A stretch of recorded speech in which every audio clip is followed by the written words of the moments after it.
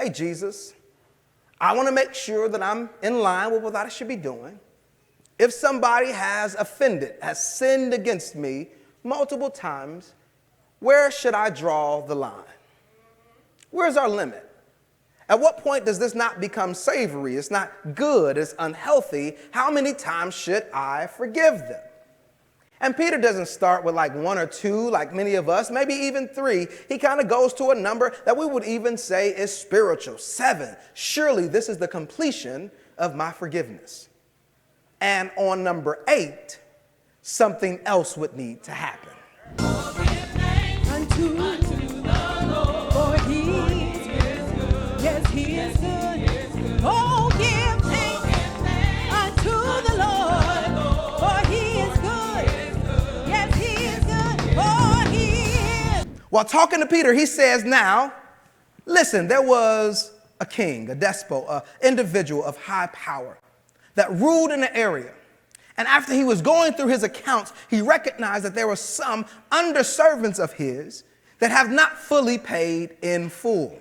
He looks at the account, and the amount that this man owes him is so much, it is implausible that he will be able to repay it in his lifetime. But a day laborer makes this amount over 15 years, and there are 10,000 of them. So think about 15 years of wages multiplied by 10,000. Now, in this time, $1 million probably was somewhere close. I just did the numbers. If you use, like, let's say $20 an hour, you could easily be in the billions.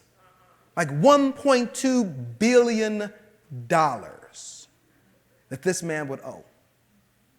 The creditor now, the king, knows there's no way he will ever repay this.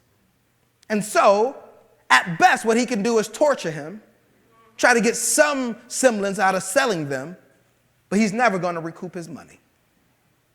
The man, recognizing the huge amount of offense, drops to his knees and begs, please, please, just give me a chance. I promise to repay you.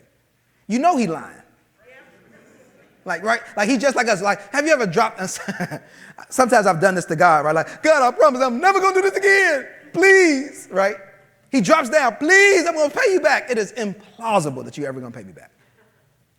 But the king has compassion. He says, okay. Now watch this. He doesn't say, just give me some of it. He wipes the debt clean. He treats the individual as if he owes him nothing, as if all accounts are now up to date.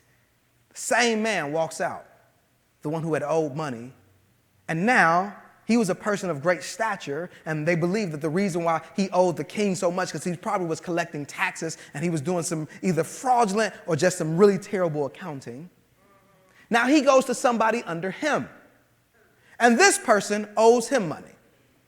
Now, using the same slide of rule, the same calculation, when I calculated how much this man would owe to the person who had owed the king so much, it came out to $16,000. $1,016,000. And he grabs the man by the neck and says, no, I want my money now. They see the man now with this guy in his hand, putting him in jail, and they're like, wait a minute. Ain't that brother so-and-so that just got forget? They run back and tell the king, king, you can't believe this, man. Soon as he walk out of here, you done gave him all this lenience. He go grab somebody, and they in jail for a debt that they owe him. And the king's like, no, not the guy I just forgave $1 billion to, not that guy. I'm telling you, it's the same guy. Man, I'm telling you, king, it was that same dude. He walked out your building like, forget the king, I'm about to go grab me some more money. The king is like, bring him to me. Right? He comes back in, he's like, now, the story is that you went out there and you did this. For that reason now, you will be put in jail and tortured until you can repay me, which we already know you can't. So for the rest of your life, you will be tortured for not paying me back. The point he's trying to make is that we forgive more because we've been forgiven. So good, so good, so good, so good, so good, so good, so good, so good, real good, real good, real good, real good, real good, real good, real good. Christians aren't the only ones that talk about forgiveness. In fact, in most major religions, there's an idea or a notion of some level of forgiveness. It is baked in. It is part of the human experience. In fact, it is so palpable. If you go through many psychological or even medical institutions, they will lift up that there are even health benefits for forgiveness. Mayo Clinic lists up a list of things that benefit a person individually from practicing forgiveness. That you have healthier relationships, improved mental health, less anxiety and stress and hostility, lower blood pressure, fewer symptoms of depression, stronger immune system, improved heart health, and improved self-esteem. Johns Hopkins, one of the top institutions as it relates to medical, says that forgiveness helps to reduce and lower your risk of heart attack.